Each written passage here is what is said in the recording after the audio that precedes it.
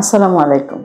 আমি doctor Tahmina Ahmed, assistant professor reproductive endocrinology এবং infertility কাজ করছি sir Salimullah medical college Mitford হসপিটালে এবং আমার পার্সোনাল যে fertility centre infertility care and diagnostic centre থেকে কথা বলছি।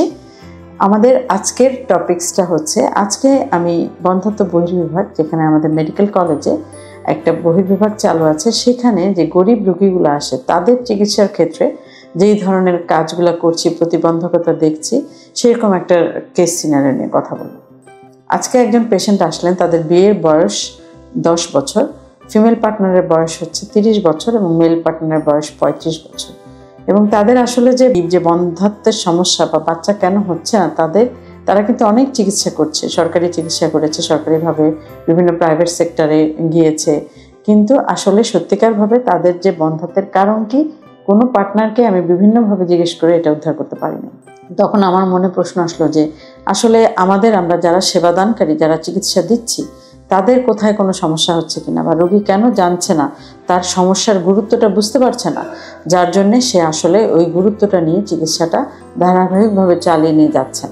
তো যেই রোগীর যে রিপোর্টগুলো আমি অ্যানালাইসিস করলাম, সেখানে আমি দেখলাম গত বছরখানেক আগে তার 2টা সিমেন অ্যানালাইসিসের রিপোর্ট, বীর্য পরীক্ষার রিপোর্ট, সেখানে দেখা যাচ্ছে বীর্যের কাউন্ট হচ্ছে কম। এটা যেটা নর্মাল থাকা লাগে স্বাভাবিকভাবে বাচ্চা হওয়ার জন্য, তার চাইতে কম। এবং রেঞ্জটা এমন পর্যায়ে আছে যে আমরা যদি কিছু চিকিৎসা দেই, নিয়মিত ফলো আপ করি, তাহলে এটা কিন্তু একটা স্বাভাবিক পর্যায়ে চলে আসার একটা সম্ভাবনা আছে। কিন্তু এই ক্ষেত্রে যিনি চিকিৎসা দিবেন বা আমরা যারা চিকিৎসা দেই, তাদেরকেও আসলে পরিষ্কারভাবে কাউন্সেলিং করতে হবে, বুঝিয়ে বলতে হবে রোগীর যে তোমার এই সমস্যা, এটা এইভাবে ট্রিটমেন্ট, পুরো যে ট্রিটমেন্ট প্ল্যানটা, সেটা একটা প্ল্যান আউট করে দিতে হবে। এবং রোগীর পক্ষ থেকে দায়িত্ব হচ্ছে সেই অনুযায়ী ইনস্ট্রাকশনগুলো ফলো করে সেভাবে এগিয়ে গেলে সফলতাটা তাড়াতাড়ি আসে। কিন্তু এখানে ভুলটা কি হলো, যাদের 10 বছর বিয়ে হয়ে গেল, মহিলার বয়স 30 বছর এবং এখন তার খুব দ্রুত বাচ্চা ধারণ ক্ষমতাগুলো কমে যাবে, সেইখানে তার হাজব্যান্ডের যেই সমস্যাটা, যেটা চিকিৎসার মাধ্যমে নিরাময়যোগ্য, সেটা তারা জানেই না এবং এর জন্য তাদের এতটা সময় পার হয়ে গেছে এবং তারা বাবা মা হতে পারেনি।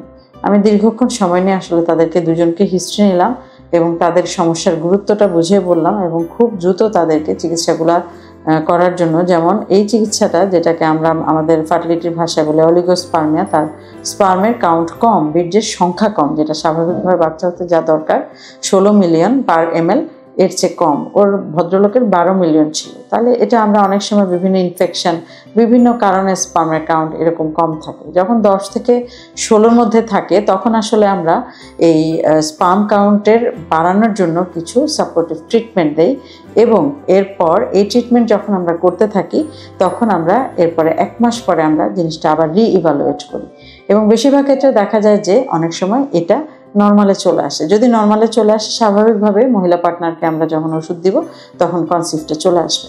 আর যখন দেখা যাবে যে আসছে না, তখন আমরা দ্রুত কি করব, মেল পার্টনারকে আরও ডিপ বা ডিটেইল ইভ্যালুয়েশনে চলে যাব, তার হরমোন অ্যানালাইসিস করব, প্রয়োজনীয় ক্ষেত্রে তার জেনেটিক টেস্ট করব, করে আলটিমেটলি তার বন্ধ্যাত্বের যে কারণ, সেই কজটা যদি আমরা আইডেন্টিফাই করতে না পারি, তাহলে কি হবে, সেক্ষেত্রে আমরা আসলে কোনো ট্রিটমেন্টের সফলতা পাবো না। এই কাপলের ক্ষেত্রে আমি প্ল্যানটা তাদেরকে বলে দিলাম যে আগামী 1 মাস পরে কিছু ওষুধ দিলাম, 1 মাস পরে একটা ভালো ফার্টিলিটি সেন্টারে তাদেরকে সিমেন অ্যানালাইসিস এবং কিছু বেসিক হরমোন টেস্ট আবার করতে দিলাম এবং আসার পরে যখন ওই টেস্টের রিপোর্টগুলো আমরা পাবো, সেই অনুযায়ী আমরা তাদেরকে কোন ট্রিটমেন্টে যাব। যদি মহিলার সব কিছু ভালো থাকে, তার মহিলার যা এই পর্যন্ত রিপোর্ট দেখলাম ভালো আছে, ভদ্রলোকের রিপোর্টসগুলো নর্মাল চলে আসলে স্বাভাবিক ওষুধ দিলেই ইনশাল্লাহ কনসিভ করে যাবে। আমরা আমাদের অনেকগুলো রোগীকে এরকম সফলতা পেয়েছি। আর যদি দেখা যায় যে হচ্ছে না, তাহলে আমরা তাকে পরবর্তী যেটা ART, assisted reproductive technique, IUI apply করলে আসলে এর প্রেগনেন্সির চান্সটা অনেক বেশি বেড়ে যায়। তো এই তথ্যটা আজকে আসলে আমি এই ভিডিওর মাধ্যমে আপনাদেরকে দিতে চাচ্ছি আমার রোগীদেরকে এবং যারা এই বিষয়ে ভুগছেন বা জানতে চাচ্ছেন যে আসলে আপনার কজটা আইডেন্টিফাই করতে হবে, ফার্টিলিটি স্পেশালিস্টের কাছে যেতে হবে, পুরো প্ল্যানটা জানতে হবে এবং সেই অনুযায়ী ধৈর্য সহকারে ডাক্তারের নির্দেশ মতো ট্রিটমেন্ট চালিয়ে গেলে খুব দ্রুতই সফলতা আসবে।